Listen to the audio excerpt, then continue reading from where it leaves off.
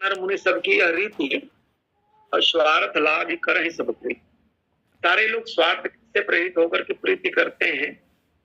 और ऐसे क्षण में जब भगवान राम ने अभी अभी रावण का संहार किया है, रावण का वध किया है, रावण के द्वारा जैसा आतंक व्याप्त था, उस व्याप्त आतंक से सब मुक्त किए भगवान राम। और इस बात को लेकर के देवता आए बहुत जल्दी।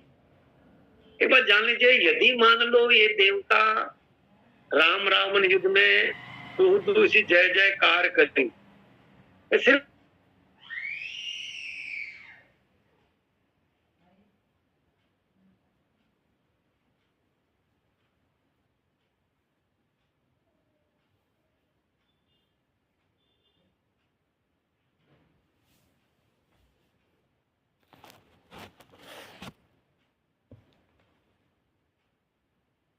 विजय किसकी होगी, बाद में इसके आगे उस नाम को जोड़ करके हम अपना स्वार्थ साध लेंगे।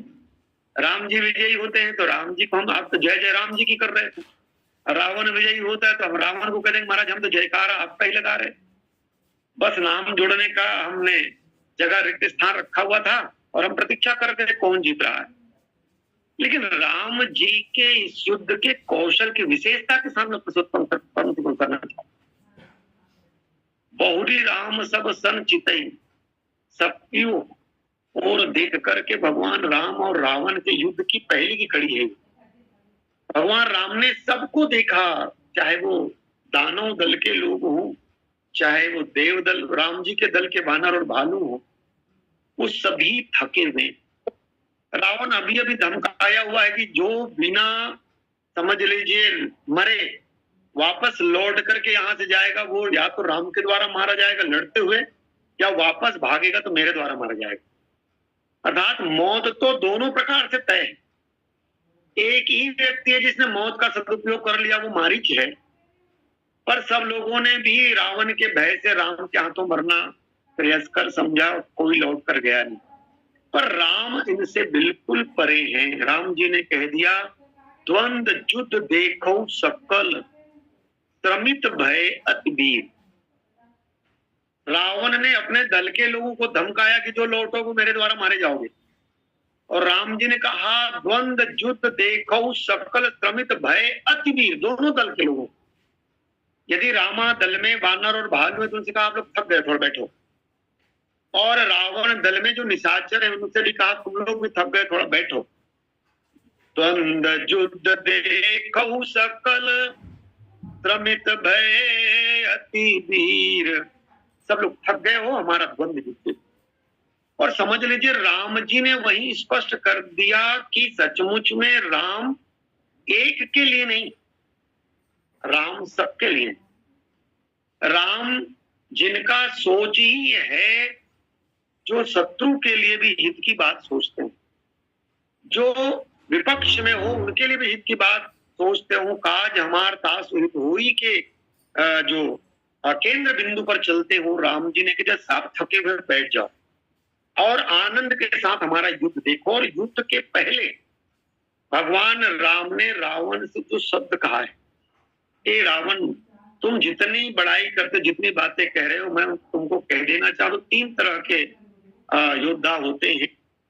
और तीनों का उदाहरण दिया, बोले एक गुलाब की तरह, एक कटहल की तरह और एक समझ लीजिए आम की तरह। गुलाब की तरह वह जो सिर्फ कहता है, गुलाब सिर्फ फूलता है। तो दूसरा कटहल की तरह जो सिर्फ फलता है, फूलता नहीं। तो कटहल की तरह वो व्यक्ति जो सिर्फ करते हैं, कहने पर विश्वास नहीं करते।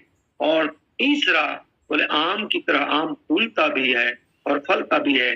तो जो कहते हैं और करते हैं वो आम की तरह, जो सिर्फ कहते हैं करते नहीं वो गुलाब की तरह, और जो सिर्फ करते हैं कहते नहीं वो कटहल की तरह। रावण ने इसे भी अपना ही बड़ाई माना और रावण ने कहा, अरे बैर कर तब नहीं डरे, अब प्रिय लागे प्राण। बैर करने से पहले सोचना था, तुम अभी हमको ज्ञान सिखा रहे, बैर करते नहीं तब डरे, अब प्रिय लागे प्राण। मुझे ज्ञान सिखा रहे हो, पर कि ज्ञान सिखाते हुए बोले इसको तो पहले समझना चाहिए था कि मैं किसी से बैर कर रहा हूं। पर राम जी की भावना रावण की भावना से विपरीत है। जैसे ही देवता गण ये कहते हैं यह खल मलिन सदा सूरद्रो, यह खल है जो मारा गया रावण, वो खल मलिन, मन से भी मलिन। और एक बात जान लीजिए, जिसको अपनी ही बातें सुझती हो, राम के द्वारा जो ज्ञान नहीं, उच्चादर्श की बातें की जा रही हो, उसमें भी उनको लग रहा है कि मैं भारी पड़ रहा हूं। क्यों? यह खल सदा मलिन, मलिन सदा सूरद्रोही, यह दुष्ट है और दुष्ट को जब भी सूझता है तो अपना ही सूझता है। यह मलिन है, मलिन के सामने समझ लीजिए कोई दूसरा जो है मलिन ही दिखता है। कई बार मुझे लगता है जैसे मान लो एक गरीब को गरीबी के सिवा कुछ सोचता नहीं है, के सिवा कोई आगे सोच पाना, जथा दरिद्र विभुर उपाय की बात आती है तो गरीब उससे ज्यादा नहीं सोच सकता, क्योंकि गरीब ने उसके सोच को संकुचित किया है। पर वैचारिक स्तर पर जो बड़े हैं राम, जो सबके लिए वैश्विक, सबके लिए अंतरलोकी सोचते हैं, वो जब बोलते हैं तो उनका अर्थ अलग होता है। इसलिए कभी भी मुझे बड़ा आनंद आता है इन भावों के साथ। हम लोग सामान्य वक्ता हैं और सामान्य वक्ता जब बोले तो अपनी धारा पर बोलता है, अपने स्थान पर बोलता है।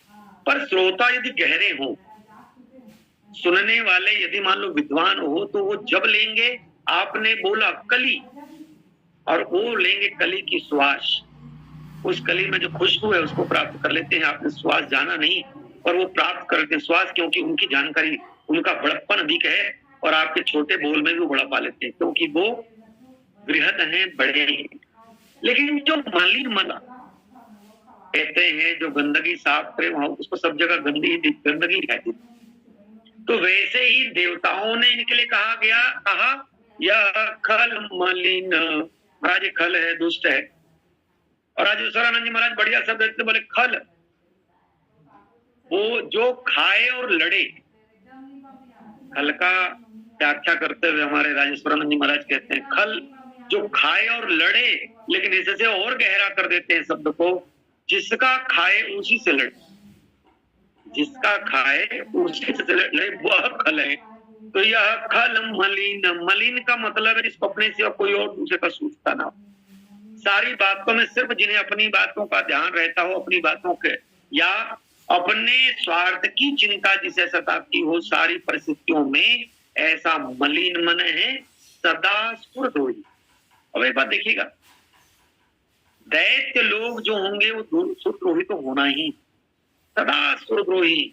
अब देवता आए हैं मरने के बाद, और मरने के बाद जो अभी तक आने की हिम्मत नहीं जुटा रहे थे, मरने के बाद और कह रहे महाराज अच्छा हुआ जो आपने इस खल मलिन सुरद्रोही को मार दिया, इस खल को मारा, इस मलिन मन को, सदा सुरद्रोही को मारा। मैं आपको एक निवेदन करूं, अभी चूंकि मैं अपने मानस मंच पर अपने गांव के आयोजन में मैंने कुछ हमारे पात्रों का सम्मान किया। चूंकि मेरा विषय वो बात कह रहा है, इसलिए मैं थोड़ा सा शब्द डालना चाह रहा हूं। तो पात्रों का सम्मान किया, लीला मंडली के पात्रों का सम्मान किया, तो किसी को लिखा कि पात्र विदूषक, जो विदूषक के काम करते रहे उनको विदूषक, किसी को राम, किसी को लक्ष्मण, किसी को परशुराम। पर एक पात्र ऐसा जिनको मैंने लिखा मंचीय गरिमा सम्मान, तो हेडिंग है, पर नीचे मैंने लिखा पात्र, समझ लीजिए खल पात्र। वहां पे शब्द है पात्र, पात्र के आगे उसको रावण नहीं लिखा, कुंभकर्ण नहीं लिखा, मेघनाथ नहीं लिखा, या फिर समझ लीजिए जो और दुष्ट पात्र हैं उनको नहीं लिखा, उसके आगे एक शब्द जोड़ दिया खल पात्र। हालांकि मुझे प्रश्न नहीं किया गया, लेकिन मेरे पास उत्तर पहले से तैयार था। क्या बोले वास्तविक में ये सम्मान, बोले मेरे को खल पात्र का सम्मान करने वाला, खल पात्र, दुष्ट पात्र। तो मैं उसमें कहना ही चाह रहा था कि माना कि लिखा खल पात्र है पात्र के रूप में, लेकिन ऊपर जो शब्द है उसको गौर करें आप। ऊपर शब्द है मंचीय गरिमा सम्मान। मंचीय गरिमा का मतलब है जब तक मंच में नायक के साथ खलनायक नहीं होगा, नायक के साथ खलनायक नहीं होगा, तो खलनायक के बिना नायक की महिमा अपने आप कमजोर हो जाएगी। खल पात्र भी उतना ही महत्वपूर्ण। और इसलिए एक बात जान लीजिएगा, पौधा रामचरितमानस में जो रावण का पात्र है, रामचरितमानस में जो कुंभकर्ण का पात्र है, वो हल्का फुल्का पात्र नहीं। क्यों? क्योंकि भगवान को यदि लीला करने की इच्छा हुई तो उन्होंने पहले सोचा मैं तो लीला करने जाऊं, लेकिन उससे पहले तो बोले दुष्ट पात्र की आवश्यकता है जो मेरे पक्ष को उजागर करे, जो मेरे छवि को स्तर पर लेकर के आया। और उसके लिए उन्होंने जय और विजय को जो श्राप दिलवाया, और कह सकते हैं अपने ही पात्रों का बिल्कुल मैं सच ढंग से इन बातों को लीला की शैली में कभी कभी व्यक्त करने का इच्छुक रहता हूँ। सचमुच में अभी अभी राम और रावण मंच पर लड़कर के आ रहे हैं, एक दूसरे को भला बुरा कह करता है। कितना कड़वा शब्द रावण ने उपयोग किया है राम के लिए, और राम ने अपनी शालीनता का परिचय देते हुए रावण के लिए कड़वा शब्द का उपयोग नहीं किया, बल्कि सदैव यही चाहते रहे हैं कि अंतिम क्षणों तक यदि रावण सियाजू को वापस कर दे तो रावण को मारने की बाध्यता नहीं है। मारना कब? जब उसके सिवा कोई और आश्रय अवलंब चारा न रहे। राम तभी शस्त्र का उपयोग करना पसंद करते हैं। और राम जी ने जैसे ही रावण का संहार किया, और आप देखेंगे बाद में मंदोदरी ने जो विलाप किया उसमें जो राम जी के गुण गाए हैं, हालांकि मेरा प्रसंग वो नहीं है, मैं देवताओं के माध्यम से जो खलपात्र के रूप में रावण के संदर्भ में भला बुरा कहा जा रहा है, देवता कह रहे हैं यह खल मलिन सदा सुरद्रोही, यह खल है, मलिन है और सदा सुरद्रोही है। सदा देवताओं का द्रोही रहा है, और द्रोही रह करके समझ लो काम लोभ मद रत अति कोई, काम से संलग्न रहा, लोभ से संलग्न रहा, मदांध रहा, और अति को ही क्रोध से भरा हुआ। इनका बर्ताव कभी भी सहज नहीं हुआ। सदैव लोग, अच्छा एक बात देखेंगे, ये जितने भी दुष्ट पात्र हैं, दुष्ट पात्र की केंद्रीय भूमिका किन बातों को होती है लेकर के होती है? बोले समाज में भय व्याप्तमान हो, उनसे व्यक्ति डरे, डर ही व्यक्ति के सामने समर्पण का कारक बने। तो रावण से लेकर के जितने भी खल पात्र हैं, सबने भय की सृष्टि करके ही अपना कार्य निभाया है। सारे श्रेष्ठ कार्यों को बंद करके अपना कार्य संपन्न किया है। लेकिन उसके मारे जाने के बाद जब पूरी शांति आ गई, और पूरी शांति आ गई, और आकर के देवता जब स्तुति करते हुए भगवान से कह रहे हैं आए देव सदा स्वार्थी और वचन कहीं जनु परमार्थी, परमार्थ का वचन कह रहे हो, और क्या कह रहे हैं? यह खल मलिन सदा सुरद्रोही, महाराज ये सदा सुरद्रोही है। अच्छा एक बात देखेंगे, देवता भी लगभग यही करते हैं। हमारे गुरुदेव भगवान एक बात कहते हैं, गुण और दोष है ही नहीं, गुण और दोष तो है ही नहीं। कई बार स्थिति यह है, गुण और दोष के नाम पर हम जो दो पक्ष लगाए हुए हैं, देवता पक्ष और दानव पक्ष, तो स्थिति यह है गुण और दोष है ही नहीं। कुछ लोग समझ लो गुण को दोष बना देते हैं, वो दानव बन जाते हैं, और कुछ लोग दोष को भी गुण बना देते हैं, वो देव बन जाते हैं। वस्तुतः न गुण है न दोष है। ये उपयोग करने पर निर्भर करता है कि आप उसका उपयोग कैसे करते हैं। यदि दोष का सदुपयोग कर लें तो आप दानव नहीं देव बन जाएंगे, और गुण का दुरुपयोग कर दें तो आप देवता नहीं दानव बन जाएंगे। यही मानो जो दानव है वो कर लेते हैं। लेकिन देवता अपने पक्ष को कहते हुए, महाराज हम लोग देखो सदा आपके साथ हैं, आपके पास लगे रहते हैं, और अनुमान लगाइए जब राम जी के आने का शब्द तुलसीदास जी महाराज घोष करते हैं, सुर समूह विनती पहुंचे निज निज धाम, ये देवता विनती करके घर चले गए। सुर समूह विनती करी पहुंचे निज निज धाम, जग निवास प्रभु प्रगटे अखिल लोक विश्राम। देवता कहाँ चले गए? अपने घर चले गए। किनका स्वागत करने के लिए अभी भी विनती की बोले भगवान आएंगे। अब देवता जब घर जाने लगे तो लोगों ने पूछा भाई कहाँ जा रहे हो? उन्होंने कहा घर जाएंगे तो आएंगे तय, और आएंगे अपना काम करेंगे। अरे आएंगे तो आएंगे, तुमका स्वागत करना चाहिए, तो आप लोग घर क्यों जा रहे हो?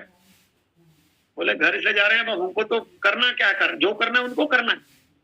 यही देवत्व का स्वरूप है। हम लोग भी यही सोचते हैं जो कार्य किया जाएगा वो या तो सरकारें करेंगी या हमारे जो अग्रज हैं, हमारे बड़े लोग हैं, वही करेंगे, हमको कुछ नहीं करना। नहीं, सबके लिए दायित्वों का एक वितरण है।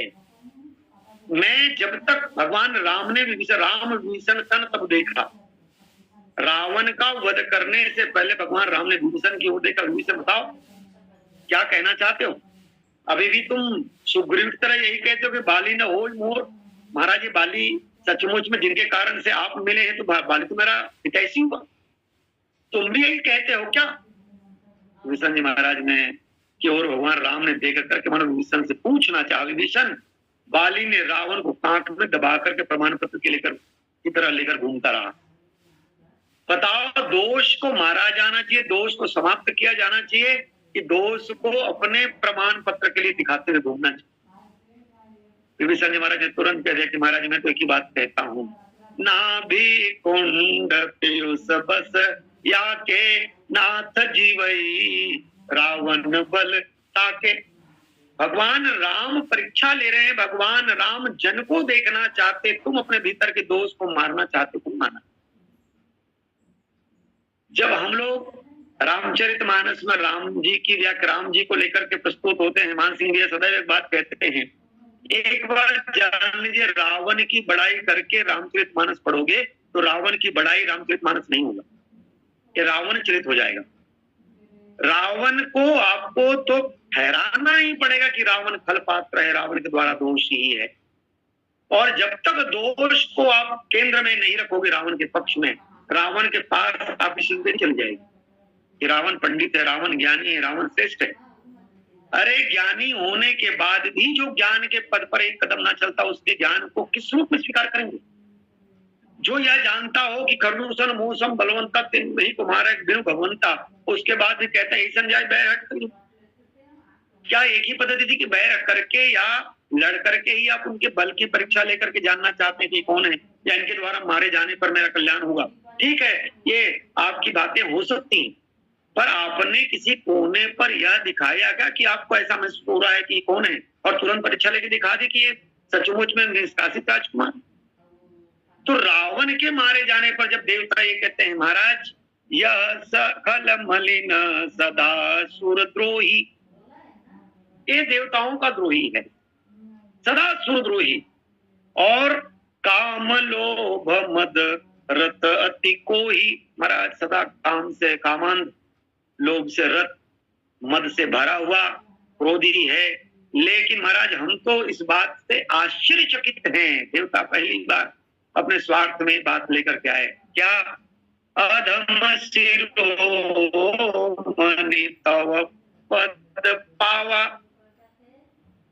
अब आप अनुमान लगा लो, तुलसीदास जी महाराज जी के लेखनी की विशेषता देखिए आप, अधम शिरोमणि, ऊपर कह दिया गया महाराज ये कौन है? यह खल मलिन सदा सुरद्रोही, देवताओं का द्रोही है, कामी है, लोभी है, मदी है और क्रोधी को ही है। उसके बावजूद हमको आश्चर्य हो रहा है, ये देवता आश्चर्य न पड़ेंगे। क्यों? अधम शिरोमणि तो पद पावा, महाराज इसकी कोई विशेषता ऐसी नहीं है कि आपके चरणों को पाले। और एक बात देखिएगा, रावण के मारे जाने पर रावण का जो आलोक निकला, वो रावण का आलोक राम जी में जब समा गया, और इसको देख रहे हैं देवता, और देवता देखते हुए मानो यह महसूस कर रहे हैं कि वास्तविक में जो इतना अधम था, जिसने सदैव पापाचार पे अपने आप को पवित्र रखा, देवताओं को कष्ट देने से लेकर के यज्ञ आदि बंद करवा दिए, जितने श्रेष्ठ कार्य बंद करवा दिए, गायों को कष्ट देना, संतों को कष्ट देना, जिन्होंने अपनी वृत्ति बना ली। हम लोग चूंकि झाल भैया के टीम के सदस्य हैं, और समझ लीजिए अवसर मिला एक साल, अभी तो और गए थे शायद हमारे भाई लोग, तो ददरौआ सरकार में जो लीला हो रहा था, उस लीला में जो लीला के पात्रों को हम लोगों ने देखा, उस लीला में लीला के पात्रों को हम लोगों ने देखा कि सचमुच में रावण और बानासुर का जो संवाद हम लोगों ने वहां देखा। रावण निरंतर यह कहता है कि मैंने राम को जन्म, भगवान को जन्म लेने की दिवस किया, मेरे कारण आए, मेरे कारण आना पड़ा। और यदि मान लो जो साधु पात्र है वो कहता हो नहीं नहीं, भगवान को आने के लिए तेरे जैसे लोगों की आवश्यकता नहीं है, वो तो जब आते अपनी इच्छा से आते। और जो संवाद की अदायगी वहां पे आई थी, रावण निरंतर ये कहता रहा मैंने विवश कर दिया भगवान को जन्म लेने के लिए, लेकिन साधु पात्र राजा ने कहा कि ना, भगवान को तुमको मारने के लिए आने की बाध्यता नहीं है, वो तो जब आते अपनी इच्छा से आते। और दोनों के संवाद में जो बातें आ रही थी, सूर पक्ष और दैत्य पक्ष दोनों का पक्ष आ रहा था। और तब ये पंक्ति बड़ी गहरी हो जाती है, क्या, यह खल सदा, यह खल मलिन सदा सुरद्रोही। महाराज ये खल है, मलिन है, सदा देवताओं का द्रोही है, और काम लोभ मद रत कोई। और इसके लिए अब आप अनुमान लगा लीजिए, भगवान राम और रावण के युद्ध के पश्चात विष्णु जी महाराज जब देवराज इंद्र आए, देवराज इंद्र ने कहा कि महाराज मुझे कोई सेवा सौंपो। देवराज इंद्र ने कहा देखिए ये देवता जो यहाँ पर अभी आकर के भगवान राम के सामने रावण के मारे जाने पर रावण को दुष्ट कह रहे हैं, रावण को मलिन कह रहे हैं, ये देवता के राजा इंद्र ने आकर कहा महाराज मुझे कोई सेवा सौंपी। और तब भगवान राम ने देवराज इंद्र से कहा एक काम करो इंद्र, तुम आकाश में जाओ और आकाश में जाकर के अमृत की वर्षा कर दो। आकाश में जाओ और अमृत की वर्षा कर दो। देवता के राजा महाराज इंद्र ने जैसे महाराज राम की आज्ञा पाई, आकाश में गया और वर्षा कर दिया। अमे वृष्टि भई दुहुदल ऊपर, अमे वृष्टि भई दुहुदल ऊपर, जिए भालू कपी नहीं रजनीचर। अरे अमृत का काम तो जिलाना है, अमृत का मतलब है मृत को जो जिला दे, अमृत को जिला दे, लेकिन यहाँ पर घटना दो हो गई। जिए भालू कपी नहीं रजनीचर, यहाँ पर जीने वाले अमृत की दो गति यहाँ पर देखने को मिल रही है। और अमृत का दूसरा गति क्या, बोले एक गति यह कि भालू और वानर जीवित हो गए। भालू कपी, जे भालू कपी नहीं रजनीचर, लेकिन निशाचर जो मारे गए उसमें से कोई जिया नहीं। अर्थात समझ लीजिए रावण को भी जिलाना नहीं है, और रावण के साथ रावण के दल के जितने लोग संघारित हुए हैं उनको जिलाना नहीं। अमृत की भूमिका है, अमृत का काम ही है जो जिसके ऊपर अमृत पड़े वो जी जाए। भगवान राम से पूछा गया कि महाराज ये क्या हो गया, अमृत का काम तो जिलाना है, लेकिन यहाँ पर तो जे भाल नहीं हुए। और तो भगवान राम जो शब्द कहते, भगवान राम कहते हैं वैसे मुझे मेरे लिए जो 5 भाव या 5 रूप में जो पाने की बात कही, दास साक्ष्य आदि जो भाव है, बोले ये तो है, ये तो घोषित नियम है कि इसके माध्यम से मुझे पाया जा सकता है। तो महाराज ये में क्या भाव था, ये सखा के रूप में बसते थे, किसमें क्या, तो बैर भाव सुन रही मोही। मैं जानबूझ करके पंक्ति ले रहा हूं, क्यों, एक बात जान लीजिएगा, हम लोग अपने व्यवहार के साथ इस बात को जोड़ कर देखें और पंक्ति की ओर चलेंगे। क्या सचमुच में हमारे जो बहुत घनिष्ठ मित्र हैं, हमारे काफी स्नेही हैं, और कोई हमारा शत्रु है, तो शत्रु और मित्र में निरंतर डे एंड नाइट जागते ही जिसकी याद हमें आती है वो मित्र होता है कि शत्रु होता है। और सोने से पहले भी जो हमारे मानस पटल पर आता है वो मित्र होता है कि शत्रु होता है। अब आप अनुमान लगा ली हमारे कितने स्नेही लोग हैं, कितने हमारे परिचित लोग हैं, कितने से हमारा बहुत स्नेह संबंध है, लेकिन स्नेह संबंध के बाद हम उनको भूल जाते हैं, लेकिन शत्रु भूलता ही नहीं। सोते जागते उठते बैठते शत्रु दिमाग में बसा रहता है। अब बैर भाव मोहि समरहि निश्चर, ये जितने शत्रु या जितने निशाचर हो बैर भाव से भगवान को भजन कर रहे हो, भगवान को स्मरण कर रहे हो, और भगवान को स्मरण बोले बैर भाव से भजने का मतलब है कंटिन्यू, लगातार जिनका स्मरण मानस पटल पर बसा हुआ हो, उनका परिणाम क्या होगा, बोले वो तो रामाकार भय तिनके। भगवान राम ने कह दिया, बोले ये इसलिए नहीं जरे क्योंकि ये कहां चले गए, बोले रामाकार, राम ही बन गए, राम में समा गए, और रामाकार भय तिनके मन। और यही बात तो देवता कह रहे हैं, क्या, अधम शिरोमणि तव पद पावा। महाराज रावण तो अधम कहना उचित नहीं होगा, बोले अधम शिरोमणि, जिसने सारे लोगों को अपने वश में करके सबको संतोषित कर रखा था, सबको भयभीत कर रखा था, सारे क्षण पर जो निरंतर अपने भय से भयाक्रांत करके सबको कष्ट देता, मुनि से लेकर सारे लोग, कोई ऐसा जो इनसे सुखी हो, वो जो सबको कष्ट देता हो तो उसकी तो दुर्गति होनी चाहिए। पर हम तो जो देख रहे हैं महाराज, हमको तो आश्चर्य हो रहा है। अधम शिरोमणि तव पद पावा, यह हमरे मन विस्मय पावा। महाराज हमको तो बड़ा आश्चर्य हो रहा है। क्यों? जो अधम शिरोमणि हो, जो अधम का भी प्रमुख हो, उसमें भी सर्वोच्च हो, उसने आपका पद पाया। और यहीं पर भगवान की कृपा का वो पक्ष दिखता है, जो जहां पर कहते हैं, चाहे वो अंगद को समझाते हुए कह रहे हो, आज हमार तासुहित होई। राम जी सचमुच में, और इसी को देवता कहते भी हैं, महाराज आप क्या हैं? बोले तुम समरूप, तुम समरूप ब्रह्म अविनाशी।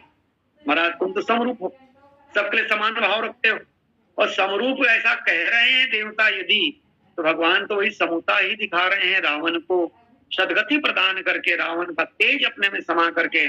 और इसी बात को गौर करता हुआ ये देवता दल जो दोष से आरंभ करता है कि महाराज वचन कहें जन पर मारती, ऐसा लगा कि मानो, और मुझे कभी कभी इसमें व्यंग करने की इच्छा होती है।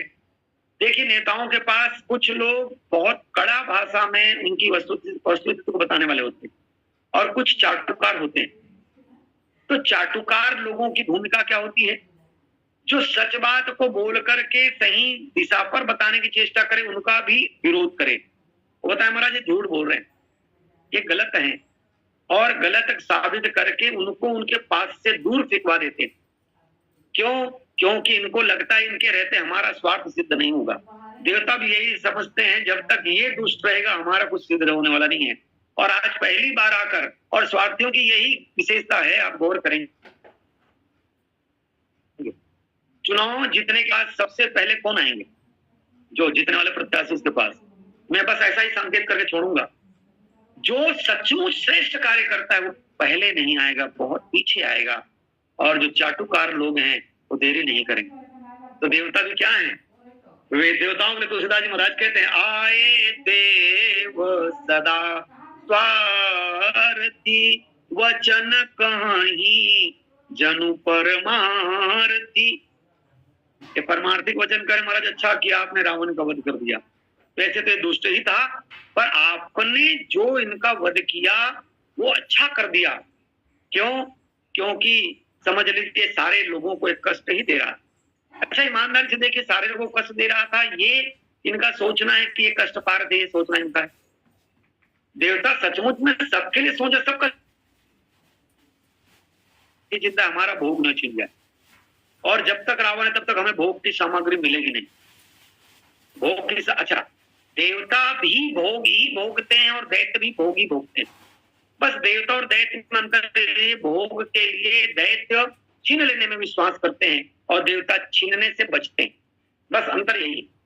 पर भोग के प्रिय देवता अधिक हैं, और इसलिए रावण के मारे जाने पर सारे देवता पहले आकर के भगवान की वंदना करते, भगवान से कहते महाराज अच्छा किया, हम तो यही कह रहे हैं, फिर भी हम तो बस एक बात आपसे कहना चाहते कि सचमुच आप समरूप हैं, पर आपके पास एक विशेष बात जो हम देख रहे हैं वो ये, यह खल मन सदा सुरद्रोही, यह तो दुष्ट है, द्रोही है, मलिन मन है, सुरद्रोही है, काम लोभ मद रत अधिको ही। उसके बावजूद महाराज इसमें इतने इतने दोष थे, उसके बावजूद हम देख रहे हैं क्या, ये अधम शिरोमणि तव पद पावा। महाराज आपका वैशिष्ट हमें दिख रहा है, ये अधम शिरोमणि होने के बाद भी इस अधम शिरोमणि को आपने अपना पद प्रदान कर दिया। महाराज आपने जो अपना पद प्रदान किया, यह तो देख करके हम लोग आश्चर्य में हैं। क्या महाराज? यह हमरे मन विस्मय पावा। महाराज हमको आश्चर्य हो रहा है कि इसके साथ जो गति हुई, इसने जो स्थान पाया, वह इसका अधिकारी नहीं था। पर हम एक ही बात समझ रहे हैं महाराज जी, आपकी कृपा से संभव हुआ कि ये जितना दुष्ट था, जितने इसमें दोष थे, पर दोषों को भी आपने नजरअंदाज करके जो अपना स्थान दिया, यह हमें आश्चर्य में डालेगा। एक बात जान लीजिएगा, जो स्वार्थी लोग हैं उनको आश्चर्य में पड़ना पड़ेगा ही, जबकि भगवान ने पहले ही स्पष्ट कर दिया है कि भगवान इनके साथ क्या सोचते हैं। रामाकार भय तिनके मन, इनका मन तो रामाकार हो गया है। और सचमुच में रावण ने भी तो यही कहा, कहाँ राम रन हतों पचारी। किसी ने रावण से पूछा, ये रावण कि जब तक जीवित था तब तक एक बार भी राम नहीं हुई, अब जब निश्चित हो गया कि तेरी मौत होगी, तब तुमने कहा राम रन हतों पचारी शब्द उपयोग किया, राम शब्द उपयोग किया है, तो बताओगे नहीं कि ऐसा क्यों? और तब रावण ने जो शब्द कहा राम की महिमा को अपने आप उद्घाटित करता है। रावण ने कहा, मैं जब तक जीवित था तब तक राम नहीं कहा, उसका कारण बता दूं। यदि राम कहने के बाद भी मैं रावणत्व निभाता रहूं तो समझ लीजिए राम की महिमा मेरे द्वारा खंडित होगी, और इसलिए मैंने जब तक जीवित रहा, जब तक मुझे शक्ति रही, तब तक राम नहीं कहा। अब तय हो गया कि मेरी मृत्यु निश्चित है, और अब राम कह रहा हूं, तो राम कहने के बाद रावण का रावणत्व समाप्त हो जाना चाहिए, अर्थात शरीर समाप्त हो जाना चाहिए। राम पावन पद निर्वाण की जो बात कही जाती है, और इसीलिए तो ये देवता गण कह महाराज हम बहुत आश्चर्यचकित हैं। क्या बोले, जो अधम शिरोमणि है, अधमों का प्रमुख अधम शिरोमणि, तो पद पावा। महाराज अधम शिरोमणि होने के बाद आपका जो पद पाया है, ये हमें आश्चर्य में डाल रहा है। क्या? यह हमारे मन विस्मय पावा। महाराज हम आश्चर्यचकित हैं कि इस रावण ने जो सबको कष्ट दिया है, जो सदा मलिन मन रहा है, सदा काम क्रोध लोभ और मद में रत रहा है, क्रोधी रहा है, उसके बाद भी तो पद पाया। महाराज आपके पद को पाया है, और यही बात जान लीजिए राम की विशेषता का स्वरूप यही है, गुण दोष नहीं।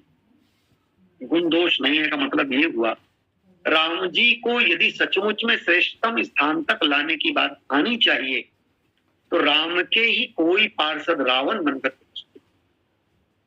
और राम यदि मान लो सनक सनातन सनत कुमार के द्वारा दिए गए श्राप का निवारण, इनको श्राप दिया, बोले 3 जन्म द्विज वचन प्रमाण।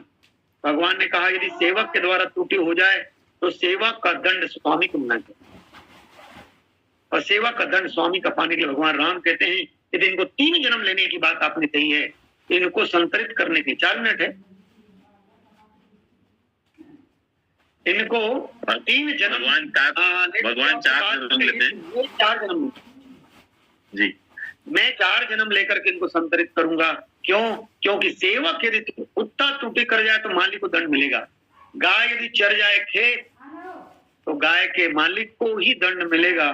तो वैसे ही सेवक त्रुटि कर जाए तो सेवक की त्रुटि का दंड स्वामी को मिलना चाहिए, और यदि मान लो स्वामी हो तो राम जैसे स्वामी हो। क्या?